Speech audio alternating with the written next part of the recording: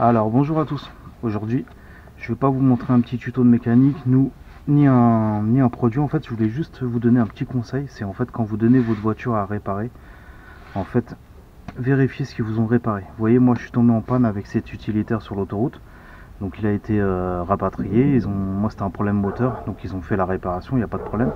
Mais quand je suis venu la chercher, vous voyez, ils m'ont dit qu'ils avaient démonté l'étrier. Donc pourquoi, j'en sais rien du tout. Mais moi j'ai pas fait attention, je suis rentré chez moi et je me suis dit tiens, je vais quand même vérifier ce qu'ils ont fait. Et regardez, en fait en démontant la roue, je viens de me rendre compte qu'en fait, vous voyez, quand ils ont remis l'étrier, vous voyez le flexible qui donne le liquide de frein, en fait, regardez. Vous voyez, ils ont fait un nœud carrément dans le câble. Donc bon, en soi, c'est pas trop grave, on peut quand même freiner, mais vous voyez, ça peut engendrer d'autres problèmes en fait. Vous voyez là, on voit mieux en fait, regardez comment ça fait. Donc bon, moi c'est pas grave, je vais le démonter, je vais le remettre en position.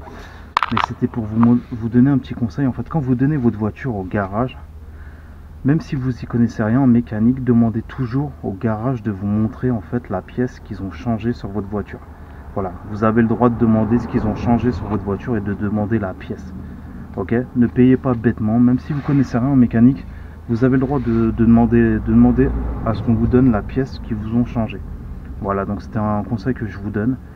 Et si vous connaissez quelqu'un qui s'y connaît en mécanique, bah, demandez de regarder ce qu'ils ont changé. Mais vous voyez, regardez, c'est un truc tout bête, hein, mais bon, moi comme je répare mes voitures moi-même, mais là qu'elle était tombée en panne et qu'elle avait été rapatriée, c'est pour ça que je me suis dit je vais regarder quand même ce qu'ils ont fait. Mais regardez, vous voyez, bon, en soi c'est pas trop grave, je vais le remettre droit moi-même.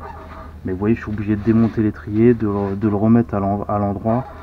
Mais voilà, c'était un petit conseil que je voulais vous donner. Voilà, donc si vous avez des questions, n'hésitez pas. Puis je vous dis à la prochaine pour une autre vidéo. Ciao.